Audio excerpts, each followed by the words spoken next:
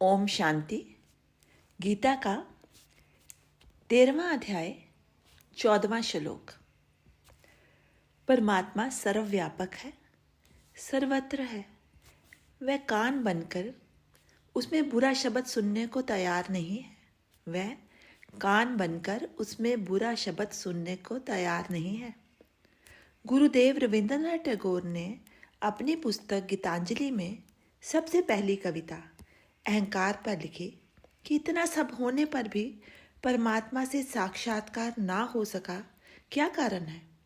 जब वह प्रार्थना में बैठे तो उन्हें भास हुआ कि वह जो पदवियों के मान सम्मान का अहंकार बीच में आ गया है, तो वह राई के दाने जितना ही है चाहे, लेकिन उसे अगर समुद्र में भी गिराओ तो इतना बड़ा हो जाता है। तो धीरे धीरे उन्हें पता चला कि परमात्मा जिसने ये अहंकार दिया है वह ही इस अहंकार को समाप्त करेगा।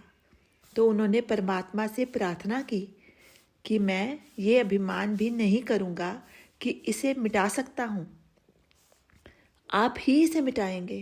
तो परमात्मा के भगत जानते हैं कि किसी से भी नफरत नहीं करनी, अंधकार से भी नहीं। अंधकार भी परमात्मा का ही पुत्र है। अंधकार ना हो तो प्रकाश का भी कोई मूल्य नहीं होता। असत्य से भी नफरत नहीं करो, अज्ञान से भी नफरत नहीं करो। भगवान श्री कृष्ण कह रहे हैं कि उनमें भी मैं ही हूँ। दूर भी है मैं हूँ, पास भी है मैं हूँ। दूर जो दिखाई नहीं दे रहा, सामने जो दिखाई दे रहा है, उन सब में मैं हूँ। 16वां श्लोक, 13वें अध्याय का 16वां श्लोक। परमात्मा अखंड है, एक ही है, मगर अलग अलग भाषित होता है।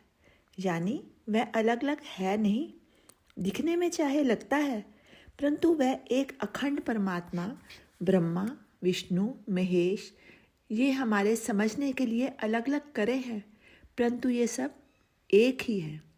हमारा शरीर जब ये रहस्य प्रतिफल समझता है, जैसे जब हम श्वास अंदर ले जाते हैं, नया श्वास जन्म लेता है ब्रह्मा, फिर उस श्वास को हम रोकते हैं, वह विष्णु रूप। फिर हम उस श्वास का विसर्जन कर देते हैं, रुद्र रूप। इस प्रकार हमारी देह के अंदर ही ये सब चलता है। जिस तरह से पाँव की उंगली में कांटा चुभने से उसकी चुभन सारे शरीर को पता चलती है, उसी प्रकार अलग अलग भाषित होने वाले प्रभु के रूप असल में तो एक ही है। किसी से नफरत ना करो। अगर प्रेम है सबसे तो ठीक है, लेकिन जिससे नफरत है उसको धीरे धीरे निकालो, नहीं तो उसका सूक्ष्म असर होते होते होता ही चला जाएगा। आगे 17वां श्लोक। परमात्मा को तत्व ज्ञान से ही जाना जाता है। समाधि में बैठकर ही हम उस अखंड परमात्मा को जान सकते हैं, लेकिन इसके लिए हमें अपनी आत्मा की गोद में बैठना पड़ेगा, आत्मा की शरण में जाना होगा, तभी हम उस ज्ञान की प्राप्ति को प्राप्त होंगे। जैसे कि गीता में जो महाभारत बताया गया है, वह हमारे मन का महाभारत है। ये जितने भी विकार हैं उनका हमारे अंदर महाभारत चलता रहता है। जिस प्रकार महाभारत में अर्जुन कृष्ण की शरण में जाता है, अपनी हार मानकर अपना अहम भुलाकर, उसी प्रकार हमें भी अपनी आत्मा रूपी कृष्ण के पास अर्जुन रूप बनकर जाना होगा, तभी हमें उस तत्व ज्ञान की प्राप्ति होगी। लेकिन हम तो अपना अहंकार छोड़कर अपने कृष्ण के पास जाना ही नहीं चाहते, तो हमें शांति फिर कैसे प्राप्त होगी। हम कभी भी शांत जगह पर बैठ जाएं, जहाँ कहीं से कोई शोर ना आ रहा हो, कोई आसपास डिस्टर्ब करने वाला ना हो। हम अगर समाधि लगाकर बैठना चाहें तो उसी समय हमारे विचार व विकार आकर हमें घेर लेते हैं।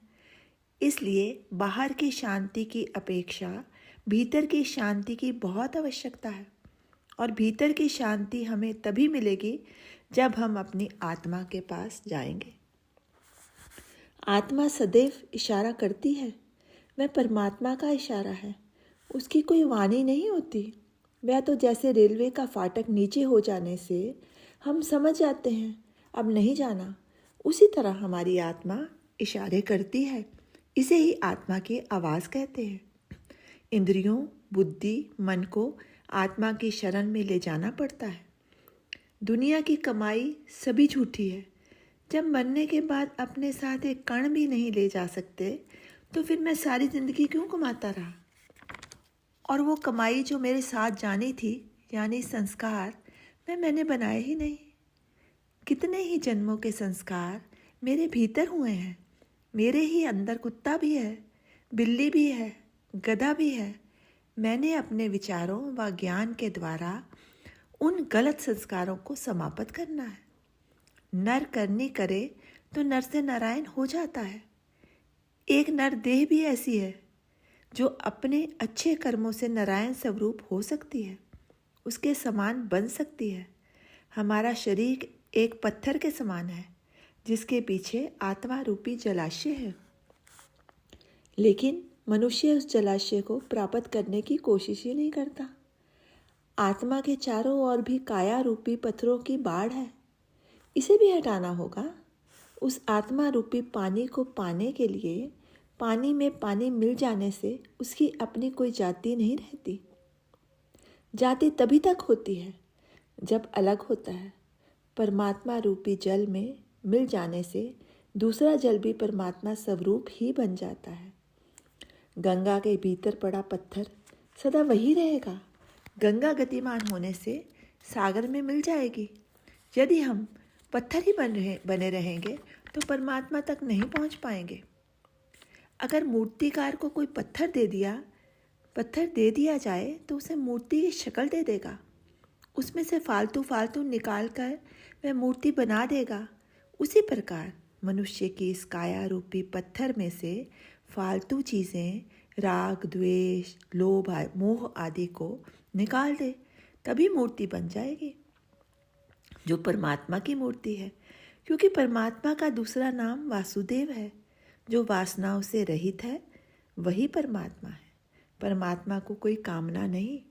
अगर परमात्मा की जाति के बनना चाहते हो तो हमें भी कामनाओं, वासनाओं से रहित होना होगा, तभी हम उनकी जाति के हो सकेंगे। उस मूर्ति को बनाने के लिए छैनी, हथौड़े, मूर्तिकार, ज्ञान, पत्थर का संयोग आवश्यक है। ओम शांति। शेष कल।